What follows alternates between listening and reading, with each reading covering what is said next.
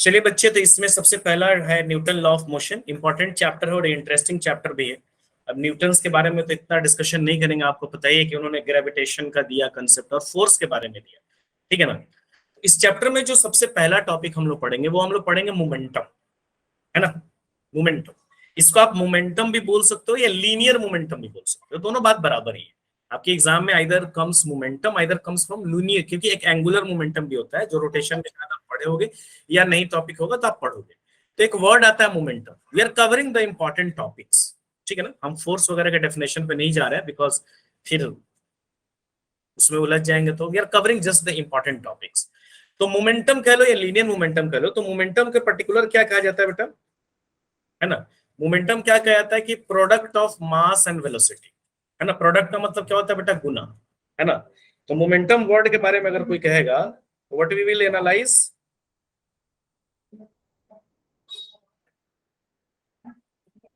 Product of mass and velocity, है ना। Product मतलब क्या होता है बेटा, मल्टीप्लीकेशन। तो मास और वेलोसिटी के मल्टीप्लीकेशन को हम क्या बोलते हैं, मोमेंटम। इसको पी से इंडिकेट करते हैं। तो मैग्नीट्यूड में क्या होता है बेटा, P is equal to mass into velocity, ठीक है ना। अगर डायरेक्शन, क्योंकि मोमेंटम क्या है, एक वेक्टर क्वांटिटी है, और वेक्टर क्वांटिटी जब होगी तो उसकी डायरेक्शन होगी। तो मोमेंटम की डायरेक्शन उधर ही होगी जिधर बॉडी के वेलोसिटी की डायरेक्शन होगी। सपोज कि बॉडी की वेलोसिटी की डायरेक्शन इधर है, एक कोई बॉडी है और वो इस डायरेक्शन में मूव कर रही है, तो इसके मोमेंटम की भी डायरेक्शन इधर ही होगी। यानी अगर कोई आपसे पूछे कि मोमेंटम की डायरेक्शन किधर होगी, तो जिधर बॉडी के वेलोसिटी की डायरेक्शन है, यानी जिधर बॉडी मूव कर रही है उसके मोमेंटम की डायरेक्शन भी उधर ही है। तो अगर इसको हम वेक्टर के फॉर्म में लिखेंगे तो हम क्या लिखेंगे, P is equal to M into V, ठीक है। ये वेक्टर के फॉर्म में होगा, ये ऊपर वाला क्या हो गया, मैग्नीट्यूड के फॉर्म में, ठीक है। तो सबसे पहले product of mass and velocity is known as momentum. P is equal to M into V, vector quantity होता है, वेक्टर क्वांटिटी का मतलब इसकी डायरेक्शन होती है, और जिधर वेलोसिटी की डायरेक्शन होती है उधर ही मोमेंटम की डायरेक्शन होती है, ठीक है ना। इसका यूनिट कोई बता सकता है हमको, SI unit? Sir KG metre per second. ठीक है ना। आपको नहीं भी याद है तो आप फंडामेंटल यूनिट से निकाल सकते हैं। फंडामेंटल यूनिट से कैसे निकाल सकते हैं, ओके बेटा। फंडामेंटल यूनिट से हम कैसे निकाल सकते हैं बेटा, मोमेंटम इज इक्वल टू क्या है, मास इनटू वेलोसिटी। अब मास का यूनिट क्या होता है बेटा, केजी। अब वेलोसिटी का यूनिट क्या होता है, मीटर पर सेकंड। यूनिट किसी का हम याद नहीं रख सकते, रट नहीं सकते, फंडामेंटल यूनिट से हम उठाते हैं, ठीक है ना। और अगर ये तो एसआई यूनिट हो गया बेटा, और अगर कोई हमको सीजीएस यूनिट के बारे में बात करेगा तो मास का सीजीएस यूनिट क्या होता है, ग्राम, और वेलोसिटी का क्या होता है, सेंटीमीटर, और टाइम का क्या होता है, सेकंड। तो क्या हो जाएगा, ग्राम सेंटीमीटर सेकंड, ठीक है। ये हमारा एसआई यूनिट हो गया। तो इस ये कुछ बातें मोमेंटम में हमको याद रखनी। सबसे पहला कि product of mass into velocity क्या कहलाता है, मोमेंटम कहलाता है, ठीक है। दूसरा क्या कहलाएगा हमको, कि अगर ये वेक्टर क्वांटिटी है, जिधर बॉडी की वेलोसिटी का डायरेक्शन होगा उधर ही जो है मेरा मोमेंटम का डायरेक्शन होगा, और यूनिट याद रखना है वो आप निकाल सकते हो। अच्छा एक बात बताओ कि अगर मान लीजिए कोई बॉडी है, ठीक है ना, उसकी वेलोसिटी अगर बढ़ेगी तो उसके मोमेंटम पे क्या फर्क पड़ेगा। If you increase the velocity of the body, उसके मोमेंटम पे क्या फर्क पड़ेगा बेटा, कोई बता सकता है। सर मोमेंटम भी इंक्रीज होगी। मोमेंटम भी इंक्रीज करेगा ना, क्योंकि मल्टीप्लीकेशन में है बेटा, है ना। जितने मास को कांस्टेंट मान लो तो पी किस पे डिपेंड कर रहा है, डायरेक्टली प्रोपोर्शनल टू एम, है कि नहीं। अच्छा इसकी पी और वी के बीच में ग्राफ ड्रॉ करोगे तो कैसा होगा, अगर मास कांस्टेंट है तो इधर पी है उधर वी है, तो ग्राफ कैसा होगा, अगर पी स्ट्रेट लाइन है ना, कोई भी चीज अगर डायरेक्टली प्रोपोर्शनल होती है तो उसके बीच में ग्राफ कैसा होता है बेटा, स्ट्रेट लाइन होता है। तो यहाँ पर क्या हो जाएगा, P directly proportional to V होगा, अगर क्या होगा, मास कांस्टेंट होगा, है ना, तो ग्राफ कैसा होगा, स्ट्रेट लाइन होगा। अच्छा अगर वेलोसिटी कांस्टेंट होगा तब पी कैसे डिपेंड करेगा, P directly proportional to M होगा, यानी जितने ज्यादा बॉडी की मास बढ़ेगी उतने ज्यादा वेलोसिटी भी बढ़ेगी। अगर मैं वेलोसिटी को सॉरी मोमेंटम बढ़ेगा, अगर मैं वेलोसिटी को कांस्टेंट तो इनके बीच में भी ग्राफ कैसा होगा। ये कंडीशन पे हम मास कांस्टेंट ले रहे हैं और इस कंडीशन पे हम क्या ले रहे हैं बेटा, वेलोसिटी कांस्टेंट ले रहे हैं, तो भी हमारा ग्राफ कैसा बनेगा। अगर यहाँ पर क्या है, एम कांस्टेंट है, यहाँ पर क्या है, पी और एम है, अगर वेलोसिटी कांस्टेंट है तो भी कैसा बनेगा, स्ट्रेट लाइन। यानी अगर किसी बॉडी का मास बढ़ता है चाहे वेलोसिटी बढ़ता है, उसकी मोमेंटम क्या होगी, इंक्रीज होगी। ओके बेटा, क्लियर है यहाँ तक किसी सबको? Yes sir. ये तो बेसिक बात है। अभी आप देखिए क्वेश्चन दिया हुआ है, बड़ा बेसिक सा क्वेश्चन है। हम ball of mass 10 kg and its velocity is moving toward 10 metre per second towards X, है ना, समझ रहे ना, ठीक है। Yes, तो मोमेंटम कैसा होगा, एक बॉडी है उसकी मास कितनी है, 10 kg है, और उसका मोमेंटम कितना है 10 मीटर पर सेकेंड। किधर जा रहा है, एक्स की तरफ जा रहा है ना, इधर जा रहा है, वेलोसिटी का क्या है 10 मीटर पर सेकेंड। तो अगर हम पी निकालेंगे तो क्या हो जाएगा बेटा, mass into velocity, velocity P is equal to क्या हो जाएगा बेटा 10 इंटू 10, यानी क्या हो जाएगा 100 केजी मीटर पर सेकेंड। ठीक है ना। अगर वेक्टर के फॉर्म में कहेगा निकालने के लिए तो आप क्या करोगे, P इज इक्वल टू क्या पुट करोगे बेटा, मास कितना है 10 और वेलोसिटी कितना लोगे, x पॉजिटिव x डायरेक्शन में है तो v इज इक्वल टू आप क्या रखोगे 10 और डायरेक्शन क्या रखोगे, i में जो होता है उसके लिए क्या डायरेक्शन यूज करते हैं बेटा, x में जो होता है तो उसके लिए क्या डायरेक्शन यूज करते हैं i, j में कोई बॉडी y में कोई बॉडी होता है तो उसके लिए क्या डायरेक्शन यूज करते हैं j, कोई होता है तो उसके लिए क्या डायरेक्शन यूज करते हैं z में कोई होता है तो यहाँ पॉजिटिव x कह रहा है तो क्या करेंगे हम i, अगर निगेटिव x कहता है तो माइनस i लेते, आपको क्या करना पड़ेगा 10i, तो क्या हो जाएगा आंसर 100i। बट जनरली आपके क्वेश्चन मैग्नीट्यूड के फॉर्म में ही निकालने के लिए आता है, बट बाय द वे कह दे वेक्टर में तो मैंने दोनों तरीके से बता दिया, ये मैग्नीट्यूड के फॉर्म में आ गया और ये वेक्टर के फॉर्म में आ गया, तो 10i कर लो, यही दिया रहा था निगेटिव x तो आप क्या लेते वेलोसिटी माइनस 10i। ओके बेटा, डन एवरीवन। Yes sir. अब यहाँ पे देखिए बेटा, यहाँ दिया हुआ है a body of mass 5 kg strikes to the wall, एक वॉल है बेटा यहाँ पर, ये क्या एक दीवार है, ठीक है ना, और एक बॉल है यहाँ पर और उसका मास कितना दिया बेटा 5 kg दिया है और ये मूव कर रहा है कितने के वेलोसिटी से, मान लो v1 इज इक्वल टू क्या दिया बेटा 20 मीटर पर सेकेंड और उतने ही के वेलोसिटी से क्या हो जा रहा है फिर बाउंस बैक हो जा रहा है, तो v2 कितना मान लो वो भी 20 ही है। तो यहां पर चेंज इन मोमेंटम क्या होगा, कोई बता सकता है?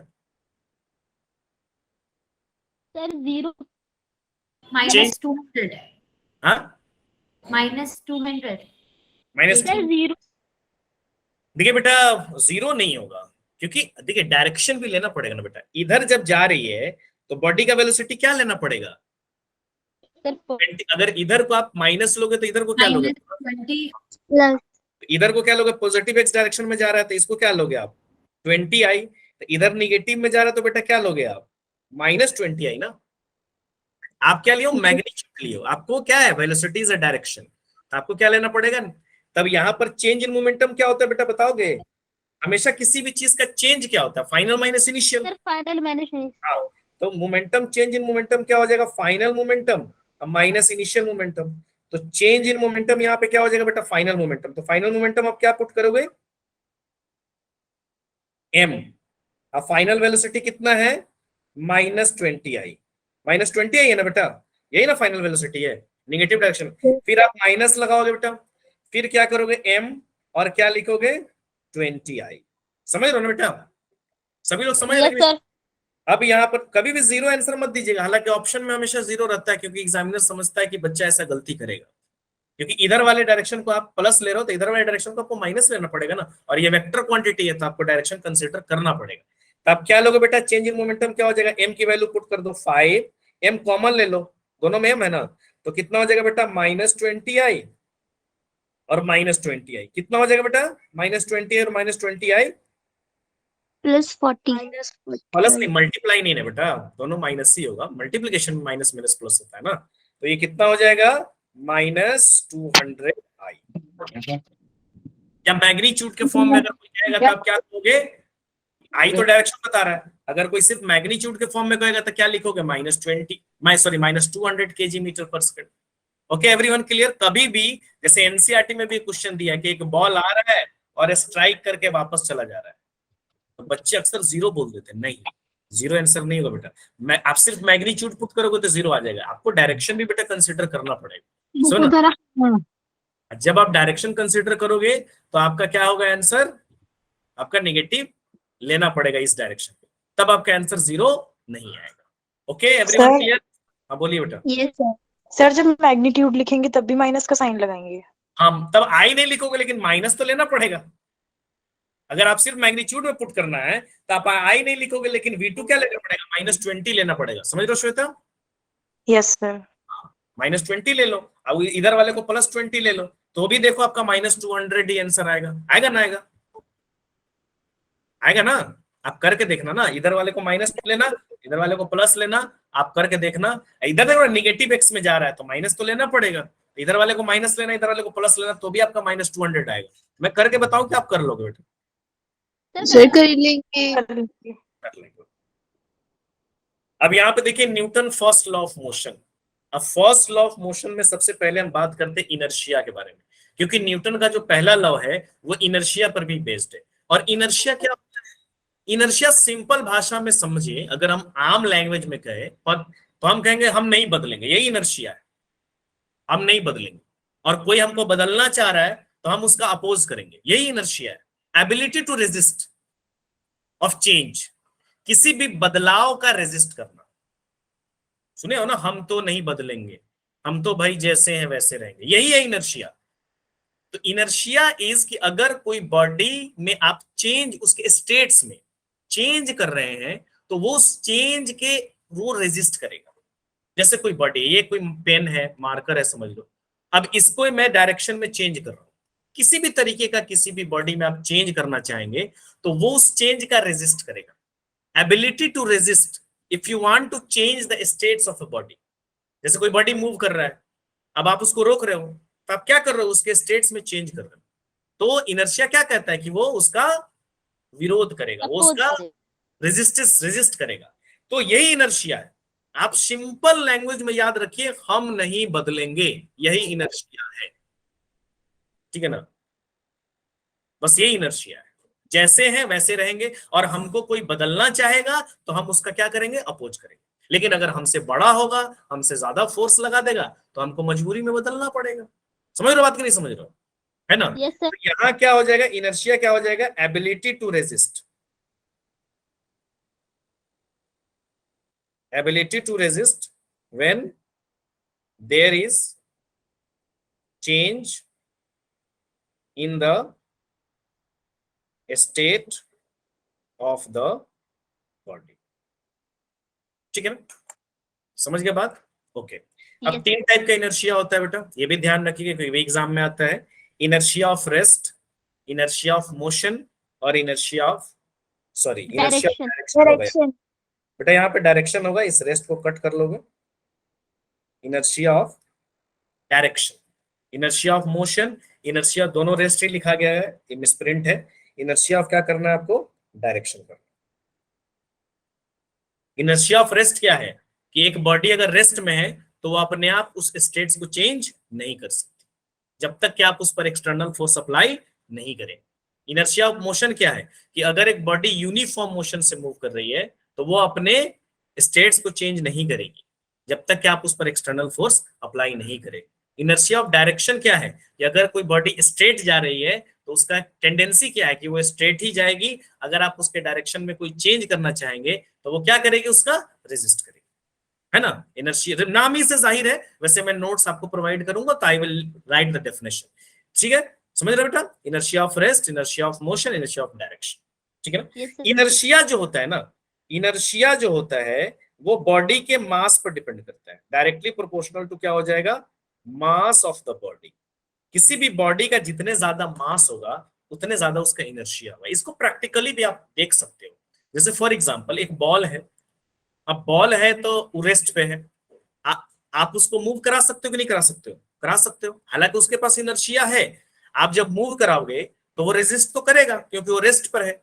एक बॉल आपके पास पड़ा हुआ है, आप पैर मारोगे वो मूव कर जाएगा, हालांकि स्टिल उसके पास इनर्शिया था और वो मोशन का रेजिस्ट किए कर रहा था, लेकिन उसकी मास कम थी तो उसका इनर्शिया क्या था? कम था। तो आप थोड़ा सा फोर्स लगाए, बेचारे को मजबूरी में मूव करना पड़ा, हालांकि वो चाह नहीं रहा था। उसका इनर्शिया ये चाह रहा था कि नहीं रेस्ट पे रहे, रुके हुए रहे, बट उसको मूव करना पड़ा मजबूरी में, उसको अपने स्टेट्स को चेंज करना पड़ा। बट एक कार है, अब उस कार को आप धक्का दोगे तो आप मूव करा सकते हो क्या बेटा? वो भी रेस्ट पर है। जब तक 10 12 5 7 आदमी नहीं आएंगे तब तक कार मूव नहीं करेगी। क्यों? क्योंकि कार की मास ज्यादा है तो उसकी इनर्शिया भी ज्यादा है। तो आप इतना फोर्स अकेले नहीं लगा पा रहे हो कि आप उसके इनर्शिया को ओवरकम कर पाओ। समझ रहे हो ना? समझ रहे हो कि नहीं समझ रहे हो? इनर्शिया करेगा बेटा मास पर। जिस बॉडी की जितने ज्यादा मास होगी उसका इनर्शिया उतना ही ज्यादा होगा, यानी उतना ही ज्यादा एबल है रेजिस्ट करने के लिए, उतनी देर तक वो अपने आप को रेजिस्ट कर सकता है। जैसे एक ट्रक है, अब एक ट्रक को मूव कराओगे तो भाई वो तो 10 12 आदमी से भी शायद मूव ना करे, उस पर लोड होगा तो और मूव नहीं करेगा क्योंकि उसकी इनर्शिया ज्यादा है। अब वो चेंज ही नहीं कर रहा अपने आप को, वो एकदम थेथर टाइप का हो गया हुआ है कि नहीं भाई हम तो नहीं बदलेंगे। अब बहुत ज्यादा आपको फोर्स लगाने की जरूरत पड़ेगी। लेकिन एक छोटा सा बॉल रखा हुआ है, आप उसको अकेले, आप क्या एक उंगली से आप उसको उसकी इनर्शिया को चेंज कर सकते हो, बिकॉज उसकी मास कम है तो उसकी इनर्शिया भी कम है। तो यही इनर्शिया जो है न्यूटन फर्स्ट लॉ है।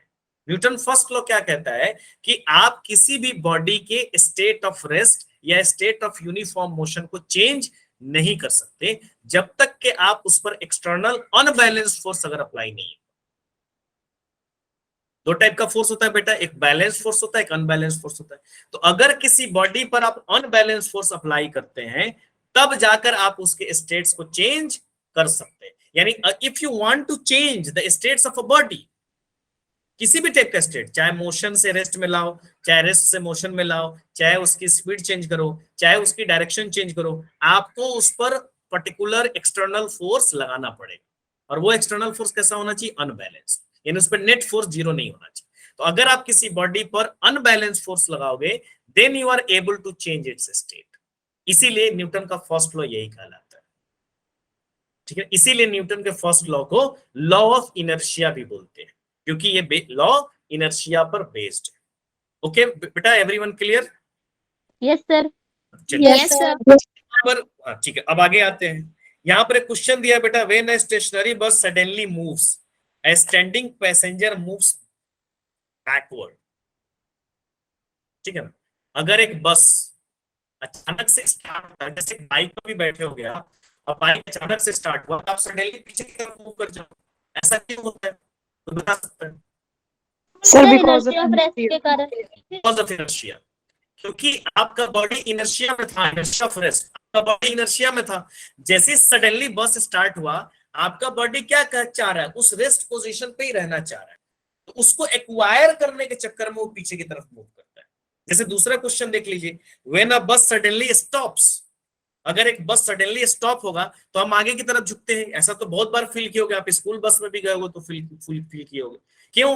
क्योंकि बस जब सडनली स्टॉप होता है तो इनर्शिया ऑफ मोशन की वजह से होता है। क्यों? क्योंकि बस पे तो ब्रेक लग गया और हमारा बॉडी क्या चाह रहा है, इनर्शिया क्या चाह रहा है कि उस मोशन को कंटिन्यू करे, क्योंकि इनर्शिया तो रुकने का अपोज करेगा। तो उस मोशन को कंटिन्यू करने के चक्कर में हमारा बॉडी जो है आगे की तरफ बढ़ जाता है। Everyone clear? तीसरा दिया, how inertia is related to mass of the body, इसका क्या होगा आंसर बेटा? सर How अभी inertia is- एग्जांपल आपने दिया था, elaborate कर देंगे। proportional to the mass of the body. हाँ, how inertia is related to mass of the body, तो इसका आंसर क्या बेटा? ये डायरेक्टली प्रोपोर्शनल है। if the mass of the body is greater then its inertia will be greater, if the mass of the body will be lesser then its inertia will be lesser। हाँ, क्या बोल रहे थे बेटा, बताइए अब फिर से युवराज। सर इसमें कह रहे थे अभी आपने एग्जांपल दिया, वो भी इसमें ऐड कर सकते हैं। हाँ हाँ, वो भी ऐड कर सकते हैं, सही बात। चलिए अब आ जाइए second law of motion. Second law of motion क्या है? Actually second law of motion ये कहता है rate of change of momentum पे बात होती है। तो पहले तो मोमेंटम के बारे में बात करेंगे बेटा, है ना। तो मोमेंटम, अच्छा, किसी चीज का रेट क्या कहलाता है? रेट का मतलब टाइम के रिस्पेक्ट में बात होती है तो वो रेट बनता है। किसी भी सर चीज को रेट का मतलब टाइम से डिवाइड। हाँ, टाइम से डिवाइड करोगे तो रेट बन जाएगा। जैसे rate of X by T, rate of Y by T, rate of Shahid by T, rate of Sonam by T, rate of Shweta by T, जो भी है, रेट ऑफ 11 बाई टी, जिस भी चीज का रेट बोले उसको टाइम से डिवाइड करो। तो एक्चुअली न्यूटन सेकेंड लॉ क्या कहता है कि किसी बॉडी पर कितना फोर्स लगेगा that is directly proportional to rate of change of momentum. बात समझ में आ रही कि नहीं? यही है, शॉर्टकट में यही है। The force applied on the body is direct, shortcut यही है। इसको लैंग्वेज में लिख दो, कोई दिक्कत नहीं, इतना भी लिख दोगे तो भी एग्जामिनर को समझ में आ रहा है भाई। Force is directly proportional to rate of change of momentum. अब चेंज इन मोमेंटम लेना पड़ेगा आपको। चेंज इन मोमेंटम क्या होता है? Final momentum minus initial momentum. तो मैं यहां पे लेता हूं कि छोटा सा चेंज इन मोमेंटम लेता हूं। छोटा सा चेंज इन मोमेंटम को क्या लिखते हो? डीपी। डीपी का मतलब क्या होता है बेटा? Change in momentum. लेकिन स्मॉल चेंज, हमेशा जब स्मॉल चेंज को, ऐसे हम डीएक्स डेल्टा पी भी लेते हैं। डेल्टा पी वर्ड आप देखे होंगे चेंज के लिए अप्लाई होता है। डेल्टा वर्ड का मतलब क्या हो गया, चेंज यानी फाइनल माइनस इनिशियल।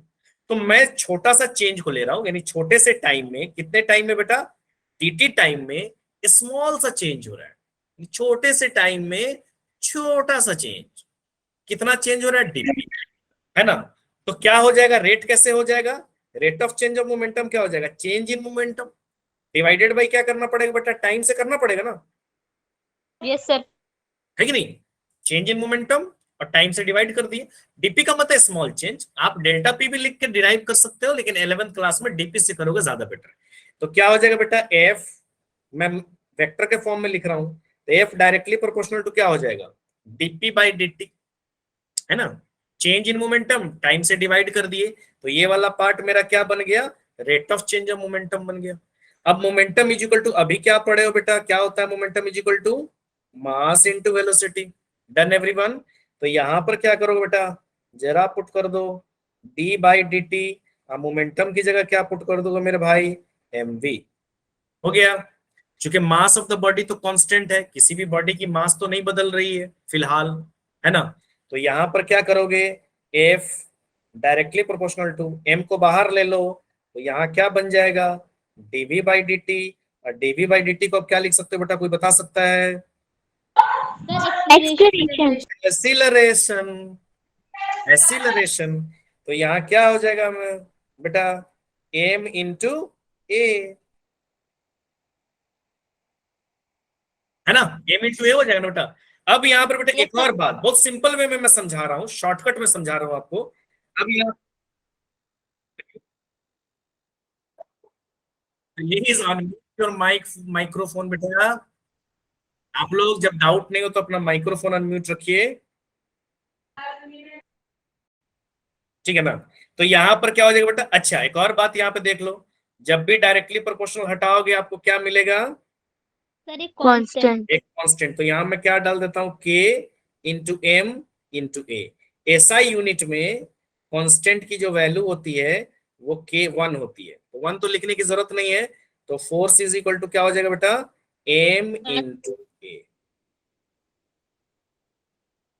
अगर मैग्नीट्यूड के फॉर्म में लिखोगे तो एरो हटा दोगे, सिंपल क्या हो जाएगा, m इंटू ए हो जाएगा। ओके बेटा, यस क्लियर है। बस बड़ा सिंपल है, डीपी बाई डी तो है, बस keyword is DP by D, बस। बाकी p की जगह m भी पुट कर दो, m को बाहर निकाल दो, डीबी बाई डी आ गया डिराइव। अरे बहुत सिंपल है बेटा, ये आज सर सेकंड लॉ में होता क्या है बेसिकली?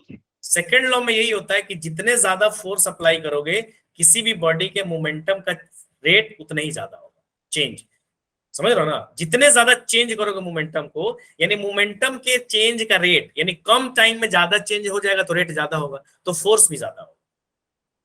कम टाइम में अगर चेंज ज्यादा हो जाएगा तो आप क्या कहोगे, अरे टाइम बहुत कम लिया लेकिन चेंज बहुत ज्यादा हो गया, तो आप क्या कहोगे, उसका रेट ऑफ चेंज बहुत ज्यादा है। तो rate of change of momentum अगर ज्यादा होगा तो उसका फोर्स भी, पक्की बात है कि उस पर अप्लाइड फोर्स की वैल्यू ज्यादा होगी। तो एक तो इस एक्सप्रेशन में कर देना, सर ठीक है ना, समझ रहे हो ना। एक तो ये एक्सप्रेशन होता है, उसके अलावा आप क्या कर सकते हो बेटा, ए की जगह पे आप क्या लिख सकते हो, क्योंकि आपको पता है ना एक्सीलरेशन इज इक्वल टू क्या होता है, चेंज इन वेलोसिटी होता है ना, rate of change of velocity. A is equal to V minus U by T, पढ़े हो ना, पढ़े हो कि नहीं पढ़े हो। वी क्या, फाइनल वेलोसिटी, और यू क्या होता है, इनिशियल वेलोसिटी, और टी क्या, टाइम, उस चेंज में जितना टाइम लगा। तो एक्सीलरेशन इज इक्वल टू क्या होता है, rate of change of velocity. तो आप फोर्स के एक्सप्रेशन को ऐसे भी तो लिख सकते हो, एम, ए की जगह पे क्या लिख सकते हो बेटा, v minus u कौन। सपोज आपको क्वेश्चन में फोर्स निकालने के लिए बोल रहा है और आपको एक्सीलरेशन नहीं दिया हुआ, आपको स्पीड दिया हुआ है, मैग्नीट्यूड, वेलोसिटी का मैग्नीट्यूड स्पीड होता है, या वेलोसिटी दिया हुआ है और आपसे फोर्स निकालने के लिए बोल रहा है, तब आपको क्या एक्सप्रेशन अप्लाई करना पड़ेगा, ये अप्लाई करना पड़ेगा। तो न्यूटन सेकंड लॉ क्या बताता है, फोर्स का मेजर बताता है, यानी फोर्स की वैल्यू अगर हमको निकालनी है तो वो कौन बताता है, आ रहा हूं श्वेता बेटा, तो न्यूटन सेकंड लॉ बताता है। न्यूटन सेकंड लॉ हमको फोर्स के बारे में बताए, फोर्स का मेजरमेंट तो बताता है कि फोर्स के मेजरमेंट न्यूटन के किस लॉ से आता है, तो क्या हो जाएगा, न्यूटन के सेकंड लॉ से आता है। अब एक और यहाँ पे क्वेश्चन देख लीजिए, ये एनसीईआरटी का भी क्वेश्चन है, तो मे भी आपके 11th क्लास के लिए इंपॉर्टेंट होगा। यहाँ देखिए क्या दिया हो बेटा, a constant force acting on a body of mass 3 kg changes its speed, कितना से कितना चेंज हो रहा है, 2 metre per second to 3.5 metre per second in 25 second. तो यहाँ पे स्पीड दिया है, तो अभी हम बात किए फोर्स की वैल्यू क्या है बेटा, जरा बताओगे? m सर 3 में kg। क्या है? v minus U by T, यही है ना बेटा? तो गिवन देखो यहाँ पर, जब भी न्यूमेरिकल में कुछ समझ में नहीं आया फट से गिवन लिख दो, गिवन लिखोगे तो आधा तो चीजें ऐसे क्लियर हो जाएगी। तो m इज इक्वल टू यहाँ पे क्या दिया है 3 kg। स्पीड बताओ। अच्छा, चेंज कहां से कहा हो रहा है? 2 metre per second to 3.5 metre per second. तो फाइनल वैल्यू कौन सा होगा, 2 होगा कि 3.5 होगा? 3.5। देखो क्वेश्चन का लैंग्वेज 3.5। 2 से 3.5, 2 से 3.5, 2 से 3.5, तो 2 से 3.5, तो फाइनल कितना हो जाएगा? तो फाइनल को आप क्या लेते हो? v, तो v कितना हो जाएगा? 3.5 मीटर पर सेकेंड। इनिशियल को क्या लेते हो? u कितना हो जाएगा बेटा? 2 मीटर पर सेकेंड। टाइम भी आपको दिया हुआ, और कितना दिया हुआ है? 25 सेकेंड। पुट कर दो यहाँ पे, पटक दो, कितना हो जाएगा? 3, यहाँ पे रखो 3.5 माइनस 2, टाइम कितना दिया है? 25, इज इक्वल टू कितना हो जाएगा? 3, इसको डिवाइड करोगे 1.5 और डिवाइडेड बाई कितना हो जाएगा? 25। ये पॉइंट हटा दो, एक 0 आ जाएगा, 5 से कट जाएगा ना ये 3, और ये कितने मरतबे कट जाएगा बेटा? 50 टाइम जाएगा। तो एफ इज इक्वल टू कितना हो जाएगा? 9/50। इसको डिवाइड कर दो, आपका आंसर आ जाएगा। क्योंकि फोर्स की यूनिट क्या होती है? न्यूटन।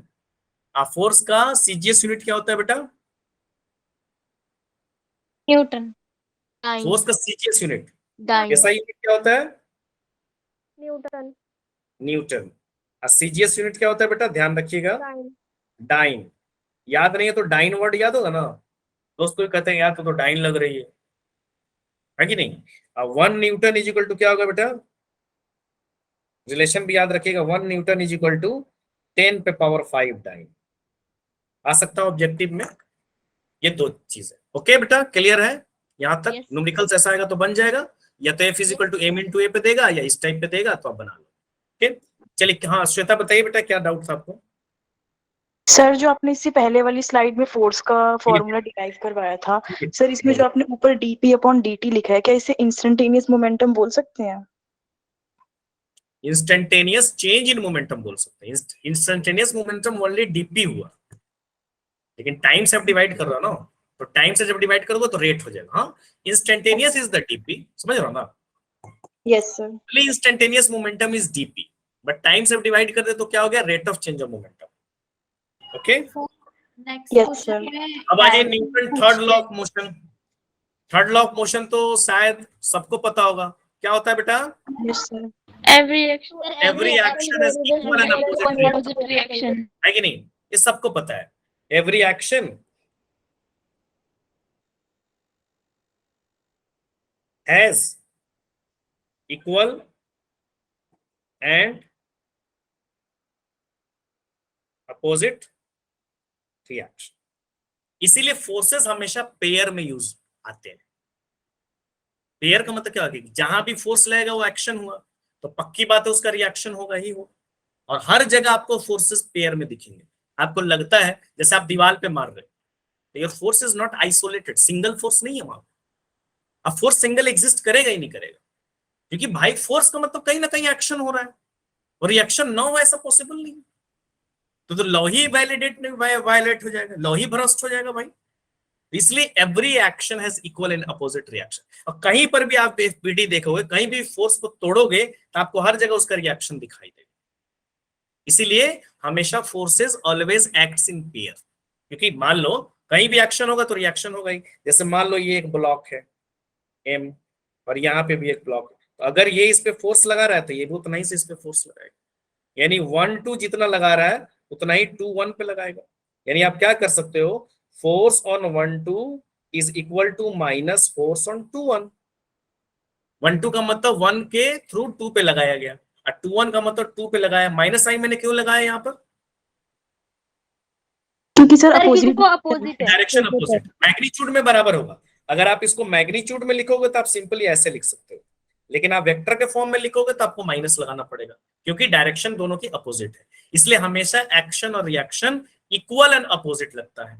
इसीलिए हमेशा forces always exist in pair, ठीक है ना? ऐसा ही लगता है। दूसरी बात है, एक्शन और रिएक्शन हमेशा 2 डिफरेंट बॉडीज पे लगता है। कभी भी सेम बॉडी पे, एक ही बॉडी पे एक्शन और एक ही बॉडी पे रिएक्शन नहीं होता है। जैसे आप वॉल पे मार रहे हो घूसा, धन मारे ना, तो एक्शन किस पे हुआ? सर दीवार पे, दीवार बॉल पे और हुआ सर। रिएक्शन किस पे हुआ? सर हैंड पे। हमारे हैंड पे। बॉल पे। समझ रहे हो ना? तो एक्शन और रिएक्शन हमेशा क्या लगता है? इक्वल एंड अपोजिट, और टू डिफरेंट बॉडीज पे लगता है। और एक और बात आपको याद रखना है कि एक्शन और रिएक्शन साइमल्टेनियसली लगता है। ऐसा नहीं कि एक्शन किए फिर सोचा कि अच्छा एक्शन हुआ है, चल भैया तो मेरे को रिएक्ट भी करना पड़ेगा, तो रिएक्ट किया, ऐसा नहीं होता है। Action and reaction both act simultaneously, there is no time lag between them. जैसे जिस इंस्टेंट पर आपने एक्शन किया उसी इंस्टेंट पर रिएक्ट हो गया। ओके बेटा, clear? Yes sir. Yes sir. तो जरा यहां पर भी क्वेश्चन है, देख लीजिए। Why action reaction do not cancel each other? इसका ये सवाल तो बहुत इंपॉर्टेंट है, हमेशा ध्यान रखिएगा इस सवाल, बहुत इंपॉर्टेंट सवाल है, एग्जाम में अक्सर आते हैं 11th के एग्जाम। एक्चुअली क्या है ना, इसको मैं थोड़ा सा समझाता हूं आपको। एक बॉडी है, मान लो एक कोई बॉडी है, ठीक है बेटा, तो आप इस पे लगाते हो 20 न्यूटन का फोर्स, इधर से भी लगाओगे मान ले 20 न्यूटन का फोर्स, तो यहाँ पे क्या लग रहा है? इक्वल एंड अपोजिट लग रहा है। तो इस बॉडी पे नेट फोर्स कितना लग रहा है? 0। 0। कैंसिल कर दे रहा है, जितना इधर लग रहा है उतना इधर ही लग रहा है, तो दोनों एक दूसरे को कैंसिल कर दे रहा है, नेट फोर्स यहाँ पे लग रहा है 0। तो बात यहाँ ये कि भाई एक्शन और रिएक्शन भी तो इक्वल एंड अपोजिट लगता है, तो why they do not cancel each other? आपके पास किसी के पास इसका जवाब है? इक्वल एंड अपोजिट लग रहा है तो दोनों को एक दूसरे को नील कर देना चाहिए, कैंसिल कर देना चाहिए, but why they do not but cancel? Sir magnitude तो अलग ही होगा ना दोनों का। नहीं, मैग्नीट्यूड अलग नहीं होगा बेटा, गलत बोल रहा हूँ, डायरेक्शन अलग होगा। नहीं, मैग्नीट्यूड कहाँ मैं बोल रहा हूँ अलग होगा, मैं तो बोल रहा हूँ इक्वल एंड अपोजिट। इक्वल, यहाँ पे भी तो इक्वल एंड अपोजिट है सर लेकिन डायरेक्शन तो अपोजिट हो जाएगी ना। तो यहाँ पे भी तो डायरेक्शन अपोजिट है। यहाँ पे 20-20 अपोजिट सेम डायरेक्शन में रहेगा तब तो ऐड ही हो जाएगा, जब तक अपोजिट डायरेक्शन में नहीं होगा बेटा कैंसिल कैसे होगा? सर तो ऑब्जेक्ट है इसलिए। हाँ, क्योंकि यहाँ पे क्या हो रहा है ना, एक ही ऑब्जेक्ट पे लग रहा है, वो दोनों इसी ऑब्जेक्ट पे लग रहा है ना, इसी ऑब्जेक्ट। लेकिन एक्शन रिएक्शन में क्या बोल रहा हूँ, दो ऑब्जेक्ट पे लग रहा है ना। आप जब ऐसे वाल वाला भी एग्जांपल लिए थे तो आप एक्शन किस पे कर रहे हो? वाल पे बेटा कर रहे हो ना। रिएक्शन किस पे हो रहा है? आपके हाथ पर। तो वाल पर तो एक ही फोर्स लगा, only action is acting on वाल, रिएक्शन तो आपके हैंड पे लिया। तो इसका आंसर क्या हो जाएगा? Because action and reaction always acts on two different bodies, two अलग अलग बॉडीज पे लग रहा है, that's why they do not cancel each other. Okay, yes sir. हाँ, यहाँ क्या है ना बेटा, देखो यहाँ पे एक ही बॉडी पर अगर इधर से लग रहा है 10 न्यूटन और इधर से लग रहा है 10 न्यूटन तो ये कैंसिल कर देगा। लेकिन एक्शन रिएक्शन तो सेम बॉडी पे लगती नहीं है, ये दिखने में लगता है कि हाँ यार कैंसिल तो कर देना चाहिए, बिकॉज ये तो बड़ा गड़बड़ बात है, क्या है कि ये अलग अलग बॉडीज, सॉरी ये इक्वल एंड अपोजिट होगा। इक्वल एंड अपोजिट है बट दोनों अलग अलग बॉडीज पे लग रहा है, टू डिफरेंट बॉडीज पे लग रहा है, तो एक बॉडीज पे तो एक ही लग रहा है, तो इसलिए एक दूसरे को कैंसिल नहीं कर सकते। Okay, clear everyone? हाँ या ना बोलो भाई, अरे हाँ या ना? Yes sir. Yes sir. Yes आया? सर। हाँ। अब यहाँ पे बताओ, नेक्स्ट का आंसर बताओ। Can single isolated force exist in nature?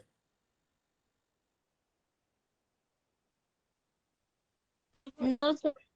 अरे अभी तो मैं बताया कि जहां भी फोर्स होगा वहां रिएक्शन होगा, जहां भी एक्शन होगा वहां रिएक्शन होगा, तो सिंगल आइसोलेटेड फोर्स एग्जिस्ट ही नहीं कर सकते। जब भी फोर्सेस होंगे कहां होंगे बेटा? पेयर में होंगे। अभी मैं बात कर रहा हूं ना, तो ये किसका आंसर क्या होगा? नो। Sir no. तो जहां भी फोर्स होगा वहां रिएक्शन होगा, जहां भी एक्शन होगा, इसलिए forces always acts in pair, single isolated force exist नहीं करे। अब आ जाइए बेटा कंजर्वेशन ऑफ लीनियर मोमेंटम। आप में से कोई बता सकता है कंजर्वेशन ऑफ लीनियर मोमेंटम क्या होता है? सर इसका मतलब होता है कि जो मोमेंटम मतलब पहले और बाद में दोनों सेम है, मतलब हाँ। एक्शन और रिएक्शन। यस। नहीं, एक्शन रिएक्शन नहीं कहिए, कंजर्वेशन ऑफ मोमेंटम ये होता है जैसे हम लोग बैठे हैं, मान लो सभी आदमी, अब हमारे पास पैसा है, हम सब आदमी के पास कुछ ना कुछ पैसे होंगे, अब हम सब आदमी ने पैसे को इकट्ठा किया, आपकी भी कुछ वैल्यू होगी, मेरे पास भी कुछ वैल्यू होगी, सब आदमी की कुछ ना कुछ इंडिविजुअल वैल्यू होगी, ठीक है ना। अब हम एक सिस्टम है, मतलब यार हम एक सिस्टम है यहाँ पर, तो हम एक सिस्टम है और उस सिस्टम में हम सभी आदमी का पैसा इकट्ठा कर लो और जमा करूं, तो तो मान लीजिए कि हम सब आदमी का पैसा कितना है, 100 है, ठीक है ना, 100 रुपया है। अब उस पैसे को मैं लुटाऊं और मैं कुछ, चलो भाई सब आदमी लूटो, फिर उस सब आदमी कुछ ना कुछ पैसा लोगे, तो हो सकता है कि आपकी इंडिविजुअल वैल्यू, आपके पास पहले जितना पैसा था, हो सकता है आपको उससे कम आ जाए, उससे ज्यादा आ जाए, या हो सकता है नहीं आ जाए। तो आपकी इंडिविजुअल वैल्यू तो बदल सकती है, लेकिन सिस्टम का अगर फिर मैं काउंट करूंगा तो 100 ही आएगा। 100 आएगा कि नहीं आएगा बेटा? 100 ही आएगा ना, Yes, फिर sir. काउंट करें। Yes, sir. यही कंजर्वेशन है बेटा। और एक ट्रिक कंजर्वेशन में याद रखो, कहानी हो जाएगी कंजर्वेशन की खत्म। कैसे?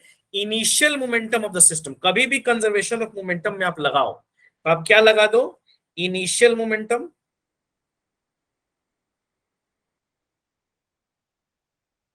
Of the system is equal to क्या लगा दो?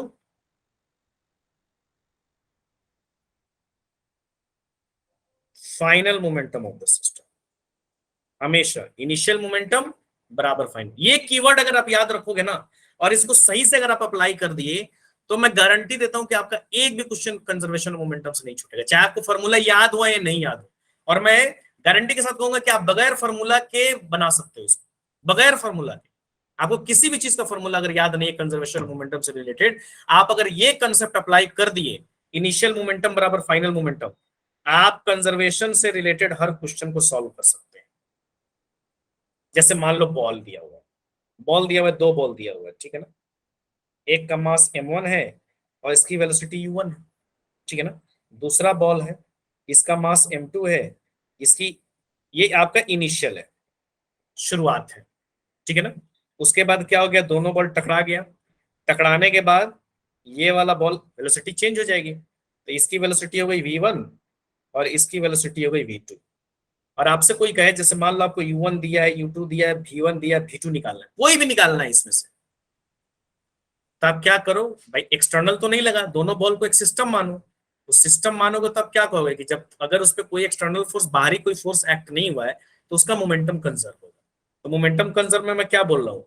Initial momentum of the system बराबर फाइनल मोमेंटम। पटक दो। तो इनिशियल सिस्टम में सबका लेना पड़ेगा, ये हमेशा ध्यान रखोगे। तो पहले वाले बॉल का मोमेंटम क्या हो जाएगा? m1 u1। दूसरे वाले बॉल का मोमेंटम क्या हो जाएगा? m2 u2 बराबर क्या हो जाएगा? फाइनल मोमेंटम क्या हो जाएगा? हो गया, किसी का भी निकल जाएगा, कोई भी अननोन होगा निकाल लोगे। अरे कोई भी अननोन होगा निकाल लोगे। समझ रहे हो कि नहीं समझ रहे हो भाई? Yes, अरे बेटा, sir. Yes, sir. चीज का मोमेंटम दिया हुआ है, चाहे गन का बोले, किसी भी दुनिया के कोई भी बोले, पकड़ो इनिशियल मोमेंटम पूरे सिस्टम का इनिशियल मोमेंटम को जोड़ो और फाइनल मोमेंटम को करो, इक्वेट कर दो, कहानी हो जाएगी खत्म, ठीक है ना। अच्छा, अगर मान लो कि दूसरा वाला बॉल क्या है, अगर ऐसे मूव कर रहा है, यहाँ पे अभी रिकॉइल पे मैं आ रहा हूं, पहले मान लो कि एक बॉल ये है और ये u1 जा रहा है, और एक बॉल ये है, ये u2 जा रहा है। इसको बोलते हैं हेड ऑन कोलिजन, सामने सामने टकरा रहा है, ठीक है ना। और टकराने के बाद फिर ये मूव कर गया, m1 v1 से ही जा रहा है और m2 v2 से ही जा रहा है। अब इसके लिए इक्वेशन क्या लिखोगे भाई? कुछ भी पूछा जा सकता है। तो अगर आप क्या करोगे? इनिशियल मोमेंटम बराबर फाइनल मोमेंटम। तो इनिशियल मोमेंटम मेरे को बताओगे कितना लिखोगे आप? Initial Sir, momentum M1 V1 plus M2 V2. Plus क्या लिखोगे? Sir, M2 V2. m2 minus u2 यहाँ लिखना होगा। डायरेक्शन देख रहे हो? पिछले वाले में देखो, दोनों की डायरेक्शन सेम थी, देखो यहाँ पे। समझ रहे हो कि नहीं समझ? तो मैंने क्या लिया है? m1 u1, पहले वाले बॉल का मोमेंटम क्या होता है? मास इनटू वेलोसिटी। तो मैंने क्या लिया? m1 u1। फिर दूसरे वाले बॉल का मोमेंटम लिया m2 u2, ये इनिशियल हो गया। और उसके बाद फाइनली क्या हुआ? m1 v1 plus m2 v2। जितने भी सिस्टम है उनका मोमेंटम इनिशियल और फाइनल करो। तो यहाँ मेरे को क्या करना पड़ेगा? चूंकि m2 की दोनों ये इधर जा रहा, तो इधर जा रहा ना, तो इसकी हमको क्या लेनी पड़ेगी? माइनस लेनी पड़ेगी। देखो माइनस x में जा रहा है कि नहीं जा रहा है? बराबर ये आ गया आपका इनिशियल मोमेंटम। अब फटक्का इसको कर दो m1 v1 plus m2 v2, बस कोई भी अननोन होगा निकल जाएगा। समझ रहे हो कि नहीं समझ रहे हो मेरे भाई? Yes, sir. Yes, sir. और लोग बताइए। Yes, sir. Yes, sir. Yes, sir. Simple funda, initial momentum of the system बराबर final momentum of the system कर दो, लेकिन उसमें डायरेक्शन का ध्यान रखिएगा। अगर किसी भी बॉल की डायरेक्शन अपोजिट हो गई तो उसकी वेलोसिटी को आपको माइनस लेना पड़ेगा। ये मैं इसलिए बता रहा हूं क्योंकि यहाँ पे गलतियां हो जाती, that's why I am explaining. Okay okay sir. Sir अब एक रिक्वायर्ड वेलोसिटी ऑफ गन है। रिक्वायर्ड वेलोसिटी समझते हो ना, यस पढ़े सर। भी हो शायद। जब आप बंदूक गन से क्या करते हो, गोली निकालते हो, ठाए टाट, तो बंदूक क्या होती है, पीछे की तरफ मूव करती है। मूव करती धक्का है। मारती है। इसी को हम बोलते हैं रिक्वायर्ड वेलोसिटी ऑफ गन। तो यहां पर भी हम कंजर्वेशन ऑफ मोमेंटम ही करेंगे भाई, और कुछ करेंगे नहीं। देखो मान लो एक बंदूक है, मैं बंदूक बना देता हूं वैसे। आप बायोलॉजी के स्टूडेंट है, ज्यादातर आप में बायोलॉजी के स्टूडेंट है कि मैथ के स्टूडेंट है, बताएंगे जरा। Sir math. बाय sir math. Sir bio. Sir math. Sir math. Math भी है, तो मैथ वाले लोग का तो बहुत अच्छा होगा फिजिक्स, नहीं? मैथमेटिक्स है, क्योंकि जनरली देखा जाता है, ऐसा नहीं कि बायोलॉजी वाले का अच्छा नहीं हो सकता है, नॉट अंडर एस्टिमेटिंग एनीबॉडी, जो भी है, बट मैथमेटिक्स अगर ठीक रहता है तो जनरली ऐसा माना जाता है कि उनका फिजिक्स भी बढ़िया हो, कि फिजिक्स इज अप्लाइड मैथमेटिक्स, ऐसा माना जाता है। बट फिर भी टफ नहीं है कृतिका, अगर आप थोड़ा इंटरेस्ट लेंगे तो टफ नहीं है। शुरुआत में मुझे भी टफ लगता था, अगर आप इंटरेस्ट लेंगे चीजें बनने लगेंगी, इंटरेस्ट लेंगे तो बनने लगेगी, और चीजें जब बनने लगेंगी तो मजा आ जाएगा। I will discuss in the later, जब मेन क्लास पढ़ेंगे तो आई विल ट्राई कि आपके लिए आसान किया जाए, ठीक है ना? ये तो टीचर का काम होता है कि चीजों को आसान करना। किसी के लिए भी टीचर का कौन क्या काम है, यही काम है कि चीजों को आसान किया जाए, ठीक है? तो यहां मान लो कि ये गन है और यहाँ बुलेट है बेटा। तो शुरुआत में बिफोर फायरिंग, अब इनिशियल मोमेंटम आपको क्या लेना पड़ेगा, बिफोर फायरिंग। अब फाइनल मोमेंटम आपको क्या लेना पड़ेगा बेटा, after. After firing. Initial momentum कितना है, तो आप रिक्वायर्ड वेलोसिटी ऑफ गन का अगर फॉर्मूला निकालोगे तो इनिशियल मोमेंटम कितना हो जाएगा,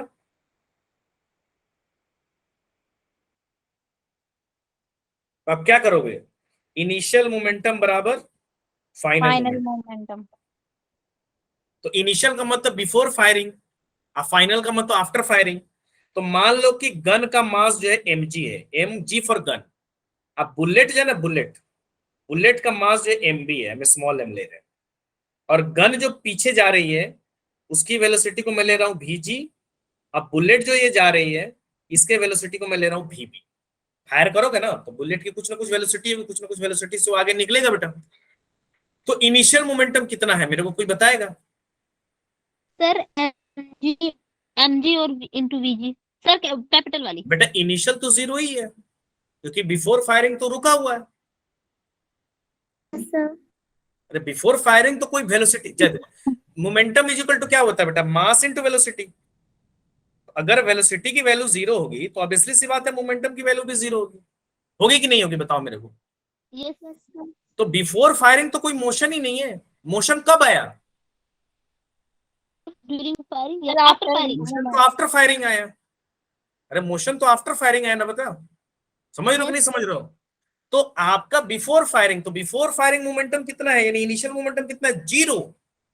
मोमेंटम आया आफ्टर फायरिंग, यानी फाइनल मोमेंटम आया।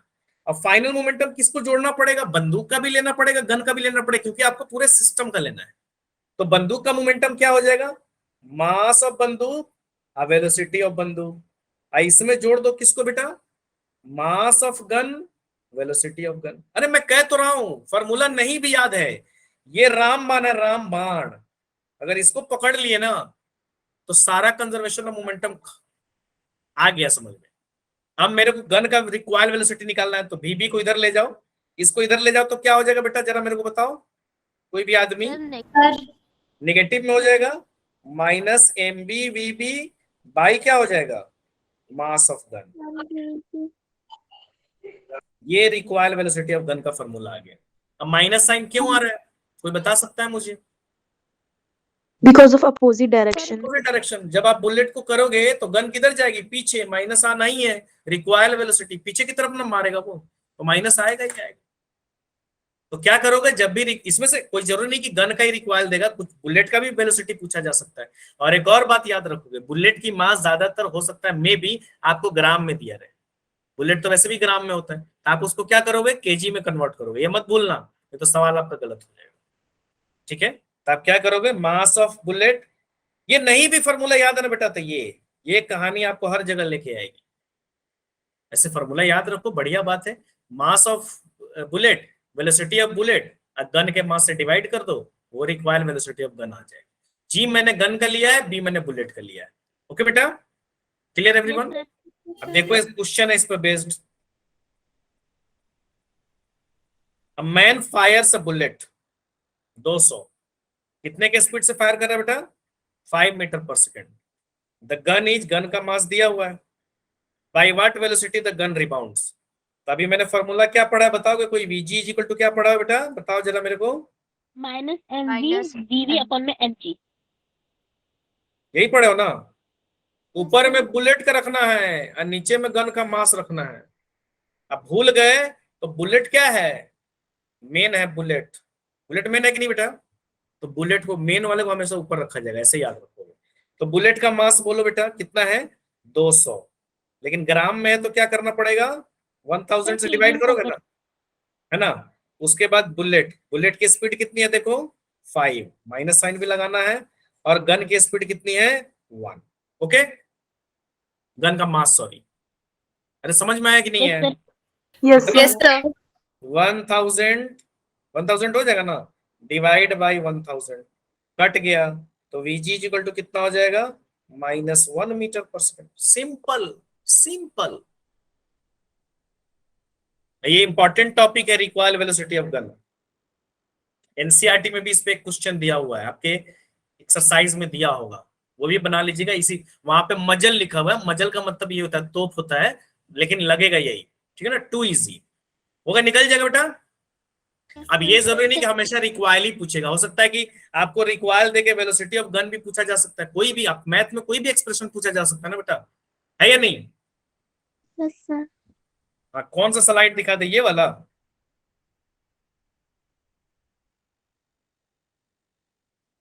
सर पहली वाली। डन, मूव करें आगे। चलिए, अब जो एक और इंपॉर्टेंट टॉपिक आता है, ये आता है इंपल्स। कोई बता सकता है मुझे इंपल्स क्या होता है? Change in momentum. हाँ, चेंज इन मोमेंटम भी होता है, लेकिन नॉर्मल भाषा में देखिए, शॉर्ट ड्यूरेशन में, बात सुन लीजिए, शॉर्ट इंटरवल टाइम में अगर लार्जर फोर्स एग्जर्ट होता है, जैसे एक्सीडेंट हो गया, तो टाइम कितना है, टाइम ऑफ कोलिजन कितना है? बहुत कम है, लेकिन क्या हो रहा है? लार्ज फोर्स एग्जर्ट कर रहा है। तो in a short interval of time, if we exert larger force on a body, then it is known as impulse. ठीक है, और इंपल्स को बनाने का 3 फॉर्मूला है। ठीक है, इंपल्स का एग्जांपल भी याद रखें, जैसे हिटिंग, किसी चीज को मारना, किकिंग, किक करना, क्या करते हो? कॉन्टेक्ट सम है, कोलिजन, वो क्या हो जाएगा? टक्कर हो रहा है ना, बहुत कम टाइम में। तो इंपल्स को निकालने का 3 फॉर्मूला है। एक तो आप इंपल्स निकालने के लिए क्या करोगे? एवरेज फोर्स, यानी फोर्स इनटू टाइम। पहली बात तो ये, एक फॉर्मूला ये हो जाएगा। दूसरा फॉर्मूला इंपल्स निकालने का आप क्या बोल रहे हो? Change in momentum. Change in momentum, change in momentum निकालने के लिए हमेशा क्या करोगे? Final momentum minus initial momentum. Final momentum हमेशा क्या करोगे? एम इंटू वी, माइनस क्या करोगे? M into U. एम तो कॉमन ले लोगे, वेलोसिटी में चेंज हो रहा है तो क्या हो जाएगा? V minus V. लेकिन डायरेक्शन का ध्यान रखिएगा बेटा, अगर अपोजिट आ जाएगा तो माइनस यू को माइनस लीजिएगा, ये चीज ध्यान रखिएगा। एनसीईआरटी में इसमें भी बेस्ट क्वेश्चन है। और तीसरा फॉर्मूला क्या है इंपल्स निकालने का? इंपल्स इज इक्वल टू हो जाएगा area of FT curve. Force और टाइम का ग्राफ दिया जाएगा, उसका अगर आप एरिया निकाल देंगे तो आपका इंपल्स आ जाएगा। अच्छा, इंपल्स का कोई यूनिट बता सकता है? देखिए फॉर्मूला तो आपके सामने है, यूनिट बताइए। सर मीटर, हाँ? न्यूटन तो impulse के बराबर हो सकता है, एक फोर्स इनटू टाइम है तो उसका यूनिट क्या हो सकता है? न्यूटन सेकंड हो सकता सर न्यूटन सेकंड। है, या इंपल्स का जो यूनिट है वो मोमेंटम के बराबर भी होता है। दोनों में से कोई भी आप लिख सकते हो, केजी मीटर पर सेकंड भी आप लिख सकते हो और न्यूटन सेकंड भी लिख सकते हो।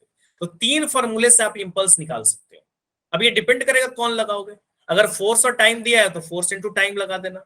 अगर वेलोसिटी के चक्कर में बॉडी का स्पीड दिया हुआ है तो चेंज इन मोमेंटम लगा देना। और एरिया वाला में तो कोई टेंशन ही नहीं है, जैसे आपको फोर्स और टाइम का ग्राफ दिखा तो आप समझ जाना कि अगर उस ग्राफ का मैं एरिया निकाल दूंगा तो मेरा क्या निकल जाएगा, इम्पल्स निकल जाएगा। ओके बेटा, इम्पल्स भी वेक्टर क्वांटिटी होता है, यानी इसकी भी डायरेक्शन होती है। क्योंकि चेंज इन मोमेंटम है तो जिधर मोमेंटम के चेंज की डायरेक्शन होगी उधर ही इम्पल्स का भी डायरेक्शन, इसलिए इम्पल्स क्या होता है, वेक्टर क्वांटिटी होता है। ओके, शॉर्ट ड्यूरेशन में बहुत ज्यादा फोर्स अप्लाई कर देना, ये इम्पल्स कहलाएगा। इम्पल्स का यूनिट याद रखिएगा और ये तीनों फॉर्मूला याद रखिएगा, और वेक्टर क्वांटिटी होता है ये याद रखिएगा। और इम्पल्स का यूनिट जो है मोमेंटम के यूनिट के बराबर होता है, या इम्पल्स का डायमेंशन भी मोमेंटम के डायमेंशन के बराबर होता है। ये भी क्वेश्चन आ सकता है। अब यहाँ पे देख लीजिए क्वेश्चन दिया हुआ है, देखिएगा जरा, कोई बताएगा मुझे इसका आंसर? आप कैलकुलेट कीजिए तो सभी आदमी। अच्छा, आप में से किसी क्लास नहीं है ना, 4-5 मिनट अगर एक्स्ट्रा बढ़ जाएगा तो कोई दिक्कत तो नहीं बेटा? No sir. चलिए इसको निकाल के बताइएगा जरा मुझे।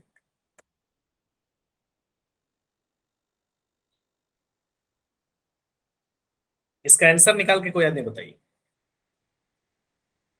यहाँ स्पीड दिया हुआ है तो आप समझ जाइए कि आपको कौन सा फॉर्मूला लगाना पड़ेगा। -0.6 यहाँ पे दिया हुआ बेटा मास दिया हुआ है पर सेकेंड और स्पीड दिया हुआ है। अब कह रहा है कि जितने के स्पीड से जा रहा है उतने के स्पीड से रिबाउंड हो जा रहा है, मेरा ऐसे जा रहा है। अगर इधर जा रहा है यहाँ पे u ले लीजिए क्योंकि इनिशियल लेगा, तो u इक्वल टू क्या है बेटा, 6 मीटर पर सेकेंड। उतना ही से रिबाउंड हो जा रहा है, तो v इक्वल टू आपको क्या लेना पड़ेगा, -6। यही तो ध्यान रखना है आपको, -6। ठीक है ना, ये भी क्वेश्चन एनसीईआरटी का है बेटा, ध्यान रखिएगा। ठीक है, तो -6 हो जाएगा। तो अभी यहाँ चूंकि स्पीड दिया हुआ है ना, तो चेंज इन मोमेंटम वाला लगाओगे, ये वाला लगाओगे। फॉर्मूला तो 3 है, जैसे फोर्स और टाइम तो यहाँ दिया नहीं हुआ है, स्पीड का दिया हुआ है तो स्पीड वाला लगाओगे ना। आपको ग्राफ दिख रहा है कि एरिया निकाल दोगे, तो यहाँ आप क्या लगाओगे, impulse is equal to m into V minus U. यही आप डायरेक्शन नहीं लोगे, -6 नहीं लोगे तो आपका 0 आ जाएगा। इसलिए इसको हमेशा कंसंट्रेशन पे ध्यान पे रखिएगा, ठीक है ना। तो यहाँ क्या हो जाएगा बेटा, I is equal to 0.05, v की वैल्यू क्या हो जाएगी, -6। बीच में तो आप फॉर्मूले का माइनस है, और u की वैल्यू क्या हो जाएगी, -6। तो I इज इक्वल टू क्या हो जाएगा बेटा, 0.05 कितना हो जाएगा, -12। ठीक है, अब ये पॉइंट हटा दीजिए तो कितना जाएगा बेटा, 100, 2 0 चला जाएगा, तो 12×5 कितना हो जाएगा, 60 -60 बाई कितना हो जाएगा, 100। तो 1 0 से 1 0 कट गया। अब वहां 1 0 1 10 नीचे है तो क्या हो जाएगा, एक डेसिमल बढ़ जाएगा, तो -0.6 newton second. Either you can write newton second, either you can write KG metre per second. Okay, clear है ना बेटा? Yes sir. किसी को डाउट है तो डिजिटेट नहीं करना है, पूछना है मेरे से। हम 15 मिनट क्लास एक्सटेंड कर सकते हैं, मुझे कोई दिक्कत नहीं। अब यहाँ पर देखिए, अभी जो बता रहे थे इसको कैसे निकालोगे, पहले तो मेरे को मेथड बता दो कोई आदमी। यहाँ पे बस सिंपल एरिया, स्लोप नहीं एरिया, इसका एरिया निकाल देना। ये एरिया कैसे निकलेगा, ट्रायंगल है ना ये, यस सर। इसका एरिया, फिर इसका एरिया, इसको मान लो ऐसे कर देना, ऊपर वाले को ट्रायंगल निकाल देना, नीचे वाले को ये पूरे के निकाल देना, रेक्टेंगल मान लेना पूरे को। इसको मान लेना 1, इसको मान लेना 2, इसको मान लेना 3, इस पूरे को मान लेना 4। सभी का एरिया निकाल के ऐड कर देना है। अब क्या कर देना, ऐसे निकाल देना, area of graph 1, area of graph 2, area of graph 3। जहां फोर्स और टाइम दिया हुआ है इंपल्स निकालना, उसके बाद क्या देगा, एरिया ऑफ ग्राफ 4। एरिया निकालो, ये ट्रायंगल है ना, तो ट्रायंगल का एरिया क्या होता है बेटा निकालने का, बताओ, half into base into height. Base into height. तो बेस कितना दिया हुआ है बताओ जरा मुझे, 2 बेस दिया हुआ है 2, 0 से 2 2 हो गया ना, तो 2, और हाइट कितना दिया हुआ है, 4। तो यहाँ पे 4 है ना, अरे समझ रहे हो कि नहीं समझ रहे हो, सर। यस 4, 2 से 2 कट गया, कितना हो गया बेटा 4। एरिया ऑफ 2 निकालो, क्या है एरिया ऑफ 2, रेक्टेंगल है ना, यस इधर 2 है और इधर कितना है, 4 है। तो लेंथ इंटू ब्रेड्थ होता है एरिया ऑफ रेक्टेंगल। इसका मैं निकाल, कितना आएगा सर 8। बोल ले भाई 8, तो क्या हो जाएगा 2 इंटू 4 कितना हो जाएगा 8। एरिया ऑफ 3 निकालो, ये छोटा सा ट्रायंगल दिख रहा है ऊपर, तो एरिया ऑफ ट्रायंगल कितना हो जाएगा भाई, half into base into height. तो हाफ, उसका बेस कितना है बताओगे जरा, सर 0.5 0.5 है ना बेटा, 4 से लेके 4.5 है ना, तो कितना हो सर जाएगा? 0.6। ये वाला लेना पड़ेगा ना आपको, ये डिस्टेंस बस लेना ना, ये वाला डिस्टेंस बस लेना। तो यहाँ पे 4 है, यहाँ पे 4.5 है, यहाँ पे 4 है, यहाँ पे 4.5 है, तो कितना हो जाएगा बेटा? 0.5। हाइट कितना है? 2.5 से 4 है, तो कितना हो जाएगा? 1.5। नहीं हुआ तो घटा देना, तो कितना हो जाएगा बेटा? 1.5। इसको कट कर दो, ये कितने से कट हो जाएगा? 0.25 इंटू कितना हो जाएगा? 1.5। मल्टीप्लाई करोगे कितना आएगा बेटा? अच्छा, एरिया ऑफ 4 निकाल दो, तो कितना हो जाएगा? लेंथ कितना हो जाएगा? यहां से ये पूरे का निकाल रहा हूं मैं, ये पूरे का निकाल रहा हूं, पूरा रेक्टेंगल मान लेते हैं, तो पूरा कितना हो जाएगा? 4 से 6.5, तो कितना हो जाएगा? 2.5। अब ब्रेथ 2.5 6.5, ये कितना हो जाएगा बेटा? 6.25। इसको कैलकुलेट कर दो जरा, कितना आएगा बड़ा? झट झट से कैलकुलेट कर दो बेटा, काहे नहीं कर रहे हो? 0.25 इंटू 1.5, ये आ जाएगा 0.37, 0.375। सभी को क्या करोगे? ऐड कर दो, आपका इंपल्स आ जाएगा। लेकिन एक और बात मैं बता दे रहा हूं आपको, अगर कोई ग्राफ नीचे चला जाएगा, यहां तो दिया नहीं हुआ है, बस किसी क्वेश्चन में दिया जा सकता है, मान लो ग्राफ नीचे भी आ सकता है, तो अगर कोई ग्राफ नीचे गया तो उसको माइनस लेना है। समझ रहे हो मैं क्या बोल रहा हूं? Yes sir. Yes sir. तो अगर नीचे गया तो मैं, यहाँ तो सभी ऊपर है, इसलिए मैंने सभी के एरिया को क्या लिया? लेके जोड़ दिया है। अगर कोई ग्राफ, मान लो यहाँ पे ग्राफ नीचे जाता, तो इसका एरिया जोड़ के उस एरिया को माइनस किया जाता। तो 3 तरीके से आप क्या कर सकते हो? इंपल्स को क्या कर सकते हो? निकाल सकते हो। ओके, ठीक है। Yes sir. बड़ी डायग्राम जो है वो नेक्स्ट क्लास में बताएंगे बेटा। यहां तक आपको कोई दिक्कत है तो बताइए। No sir. No sir. Sir hmm, sir projectile motion और सर्कुलर मोशन कब होगा? देखिए, प्रोजेक्टाइल मोशन का, 1 मिनट मेरे को रिकॉर्डिंग बंद करो। थैंक यू बच्चों, जिनको डाउट नहीं वो लीव कर सकते हैं, और जिनको डाउट है वो रुके रहिए।